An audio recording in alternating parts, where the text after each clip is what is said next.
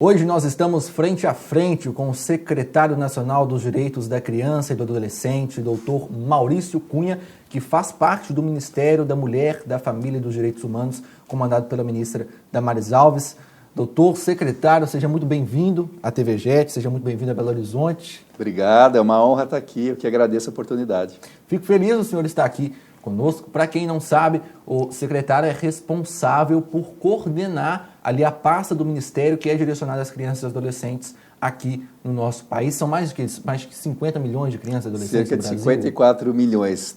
Todo o público de 0 a 18 anos, né, que o Estatuto da Criança e Adolescente coloca como criança de 0 a 12 e o adolescente de 12 a 18 incompletos, é o nosso público de atenção. É muita gente. É muita gente. Secretário, nunca antes o governo foi tão atacado, foi tão questionado pela mídia. Há pouco nós conversávamos sobre isso. Então já vou começar a entrevista já te questionando sobre isso, porque para mim é um sobrevivente. Como é estar no Ministério desde 2019, seguir com esse trabalho e como que está sendo feito o trabalho de lá para cá? Nós temos uma equipe muito comprometida, muito focada, de fato, nos direitos da criança e adolescente. No caso da minha secretaria, que é uma das 8 secretarias nacionais do Ministério da Mulher, da Família e dos Direitos Humanos, nós temos uma missão. E nós abraçamos, de fato, como uma missão. São 70 pessoas, mais ou menos, trabalhando comigo, fora toda a interface que a gente faz com os conselhos tutelares no Brasil inteiro, secretarias estaduais, municipais de assistência social ou de direitos humanos. Então, assim, a gente está muito ocupado e não se deixa abalar por questões aí de oposição que vem da mídia, né? Que todos sabem que nós sofremos muito. Contamos muito aí com o apoio da igreja. A igreja para nós é uma força, seja na oração, seja no incentivo, na participação dos nossos projetos, e nós não vamos desistir, não estamos nem um pouquinho cansados, trabalhamos muito, mas não estamos abatidos, temos uma missão pela frente. No caso da criança e do adolescente, reverter as estatísticas de violência contra a criança. Infelizmente ainda, Natanel, somos um país muito violento contra a criança e adolescente. Infelizmente. A gente estamos trabalhando para mudar essa realidade, estamos alcançando alguns indicadores já concretos de transformação e vamos continuar aí trabalhando nessa missão que Deus nos deu. Me conta um pouquinho sobre esses indicadores. Eu vou pontuar um pouquinho sobre Minas Gerais, o senhor falou um pouquinho sobre essa questão da gente ser um país que ainda é muito violento com as crianças, né? De acordo com os dados recentes da OMS, toda violência ela vai desencadear ali uma ansiedade, uma depressão nessa criança, e o Brasil é o primeiro país do mundo em casos de ansiedade e é o segundo país na soma de casos de ansiedade e depressão, ficando apenas atrás dos Estados Unidos, passando até da China. E em Minas Gerais a gente tem muitos casos de crianças que são abusadas, que são exploradas, principalmente na região do Vale do Jequitinhonha, aqui em Minas Gerais, mas para a região norte. Imagino que é na região norte do país também, que tem o maior número de índice de casos. E de 2019 para cá, como que esse ministério atuou e quais foram esses índices que foram reduzidos? Eu lembro que o senhor falou nas últimas entrevistas que em 2019 parece que eram 10 mil mortes de crianças vítimas de agressão. 10 mil. Isso, exatamente. A gente tem um quadro estarrecedor. Vou começar pela questão dos índices, que são inquestionáveis porque são estatísticas do DataSUS de notificação compulsória. Então, não tem como questionar. De fato, de 2012 a 2018, nessa série histórica, nós tivemos uma média de 10.600 óbitos de criança por ano vítimas de agressão. Veja que quadro gravíssimo. Não estou falando de acidentes domésticos, também é um outro problema, nem de acidentes de trânsito. Então, o nosso país ele matava mais de 30 crianças por dia, vítimas 30? De agressão, por dia. Então, a gente vê os grandes casos, né, que vão para a mídia, como o do menino Henri, lá no Rio, da Isabela Nardoni, em São Paulo, o menino Bernardo, no Rio Grande do Sul, mas todo dia aconteciam em torno de 30 casos, né? Então, é gravíssima a situação. A gente conseguiu, com uma série de ações, né, que depois eu posso detalhar um pouquinho mais, como ampliação dos canais de denúncia, fortalecimento do sistema de garantia de direitos da criança e adolescente, equipagem de conselhos tutelares, capacitação. A gente conseguiu reduzir para, hoje está em torno de 6.800, uma redução de 37% a 40%. De 10 para 6. 6 e pouco, 37% de redução mais ou menos. Eu até confesso que eu até nem acreditei muito, porque em 2019 houve uma queda, falei, será que não foi um pico? O que aconteceu? Mas isso se confirmou em 2020 e a tendência de 2021 também o aumento nessa queda da violência letal que é a violência mais grave contra a criança e adolescente. Então, é algo que sim, a gente pode celebrar parcialmente, mas ainda não temos motivos para comemorar. Ainda somos um país muito violento, 6 mil mortes de crianças vítimas de agressão por ano. É algo estarrecedor.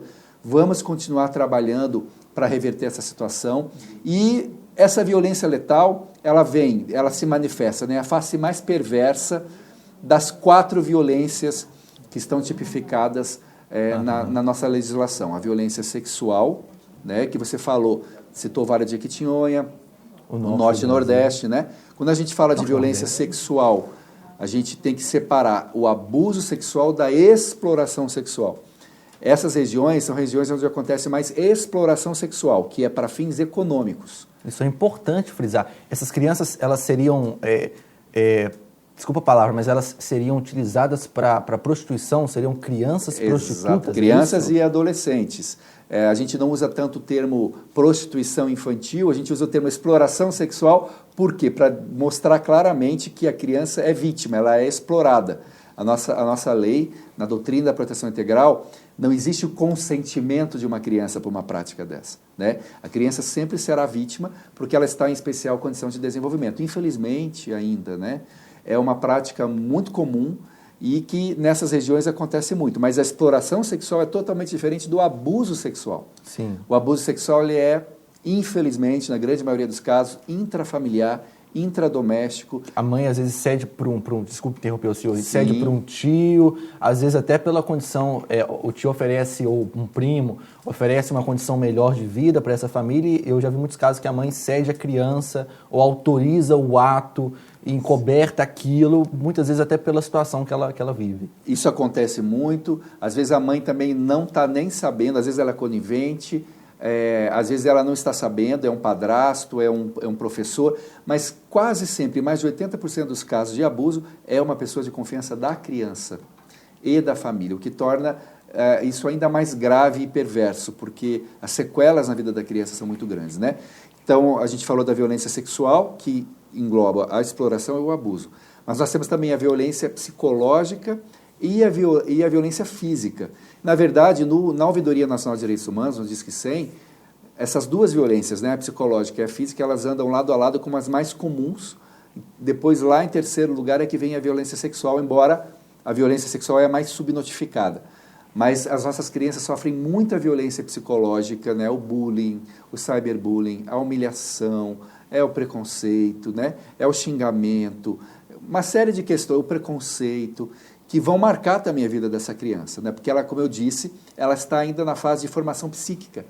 Ela precisa ser protegida, ela precisa ser afirmada, né? Ela está em fase de formação da sua identidade. E a violência física, que é muito grave também, que chega até a gerar óbito de muitas crianças, traumas. E aí, no Disque 100, a principal violadora de direitos é a mãe.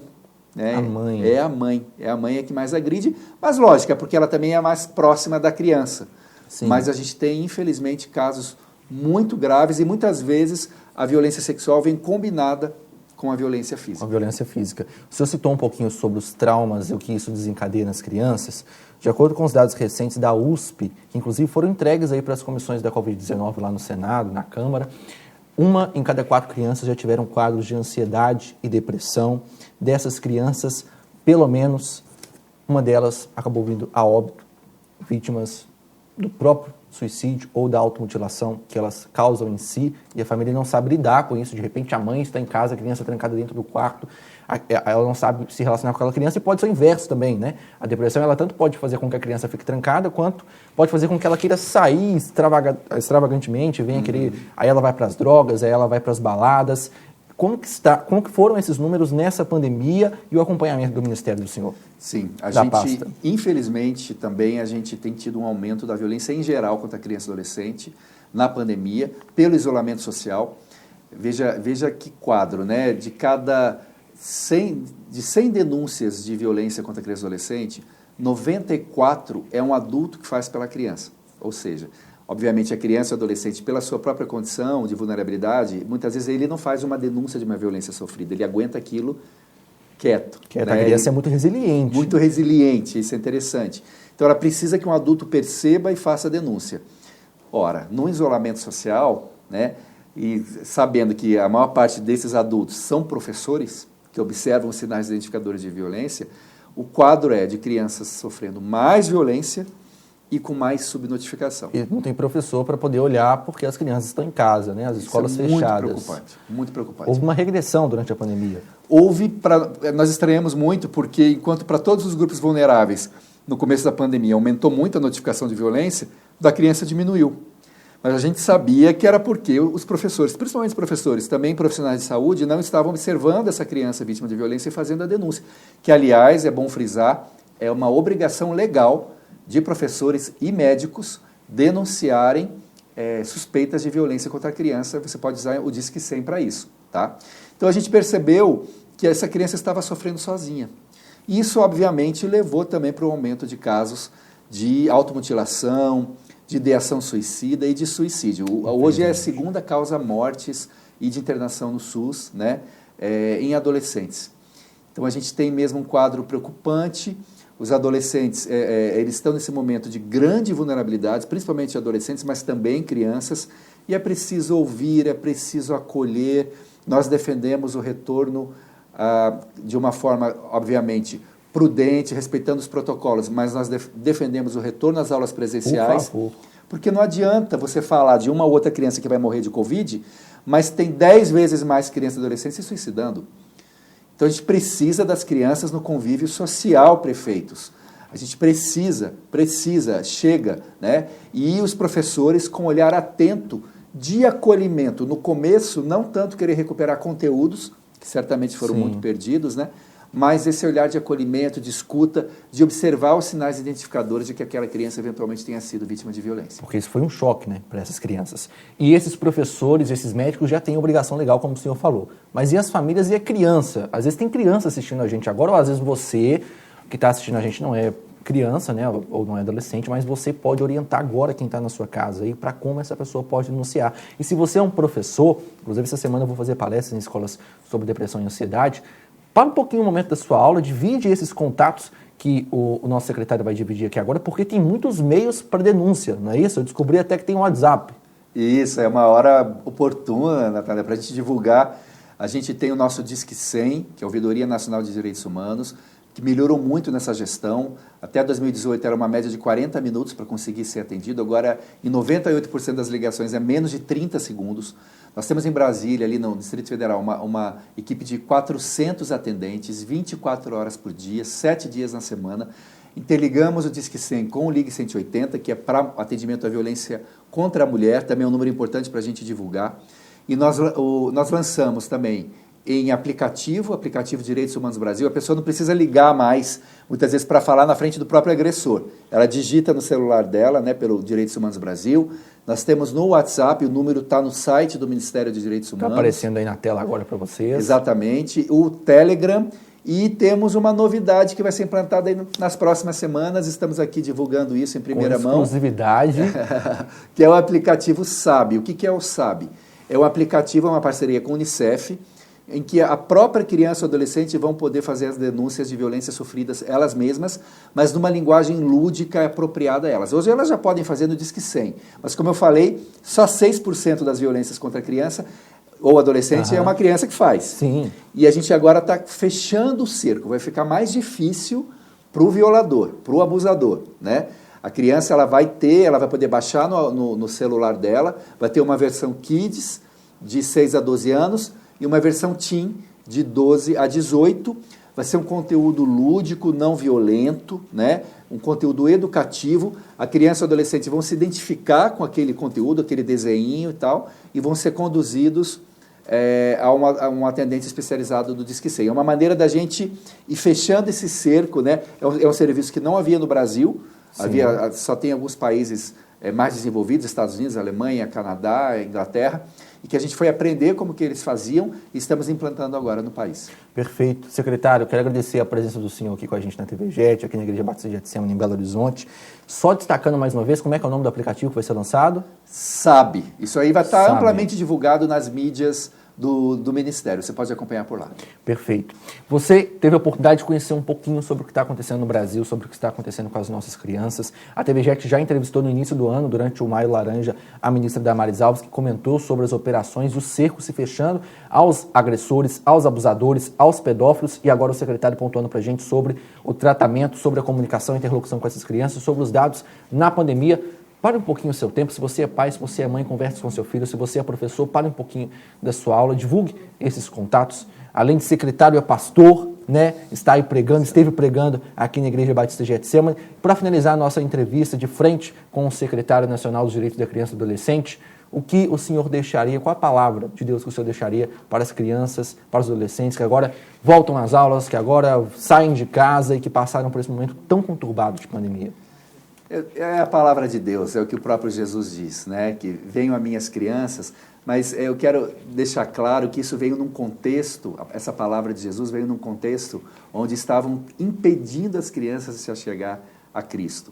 E muitas vezes a gente olha essa palavra de uma maneira muito romantizada, né? Vinde a mim os pequeninos, mas o texto bíblico diz que Jesus indignou-se, indignado contra os discípulos que impediam as crianças de se aproximarem dele. Jesus disse, vinde a mim, porque deles é o reino dos céus. Então a criança é o centro do reino de Deus. E, puxando um pouquinho agora para a área dos direitos humanos, a área da legislação, a Constituição da República Federativa do Brasil diz que criança e adolescente são prioridade absoluta, assim como o ECA, o Estatuto da Criança e Adolescente. Então, Jesus fala na Bíblia, a nossa Constituição reafirma isso, o Estatuto da Criança e do Adolescente afirma isso. Criança e adolescente, prioridade absoluta. Vamos lembrar disso. E fala também a Constituição que é dever da família, da comunidade, da sociedade e do poder público proteger a criança de todo abuso, violência, exploração, crueldade e opressão. Então vamos lá, vamos fazer juntos do Brasil o melhor país do mundo para ser criança. E você que quer ter a oportunidade de evangelizar as crianças aí na sua cidade, você que está assistindo essa entrevista, vou indicar para vocês alguns livros do pastor Jorge Linhares. Um deles é o livro O Adolescente, para você conhecer mais o adolescente que está dentro da sua casa, que era criança e agora de repente está se tornando adolescente, vai se tornar um homem, que vai se tornar uma mulher, uma fase muito complicada. Também o livro Divórcio, para você que está com problemas na sua família, que isso afeta muito a criança, não é, secretário? Durante a pandemia, os índices de divórcios aumentaram absurdamente no Brasil, de acordo com os índices do IBGE, assim como também quebrando maldição na família, para quebrar essa maldição hereditária que todas as vezes, por gerações e gerações, as crianças, os adolescentes acabam tendo traumas na família e carregando. Então, para suas vidas, não está aqui também, mas eu gostaria de indicar para vocês o livro Perdão, do pastor Jorge Linhares, para você saber como perdoar um agressor, uma pessoa que te abusou, uma coisa muito difícil e complicada.